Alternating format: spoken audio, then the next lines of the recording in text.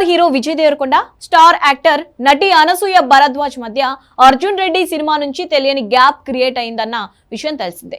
వీళ్ళ ఫ్యాన్స్ కూడా సోషల్ మీడియాలో రెండు వర్గాలుగా చీలిపోయి మాటలు యుద్ధం జరుపుకుంటూనే ఉంటారు. అయితే ఆ మధ్యన అనసూయ సడన్ గా ఇంటర్వ్యూలో మాట్లాడుతూ తాను విజయ్ దేవరకొండ ఫ్యాన్స్ తో ఇక వివాదాలు చేయనని, ఫుల్ స్టాప్ పెట్టేస్తానని చెప్పేసింది.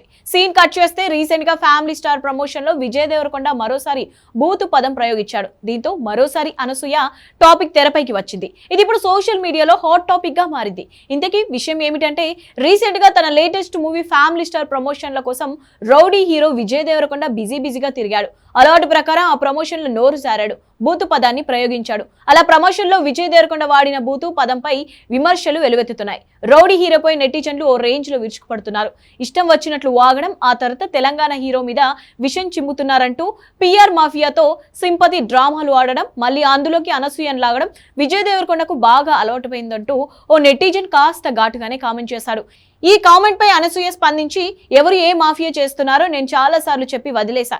ఈ ట్వీట్ ను కూడా ఇప్పుడు వారి స్వార్థానికే వాడుకుంటారు అంటూ ట్వీట్ చేసింది. ఇప్పుడు ఈ ఇష్యూ సోషల్ మీడియాను షేక్ చేస్తుంది. కొన్నాళ్ళుగా సద్దుమణిగింది అనుకున్న వివాదం మళ్ళీ చెలరేగిందా అని పలువురు కామెంట్లు చేస్తున్నారు. చూడాలి మరి ఈ విషయానికి ఇక్కడితో ఫుల్ స్టాప్ పడుతుందో లేక ఇంకేమైనా మలుపులు తిరుగుతుందో అన్నది.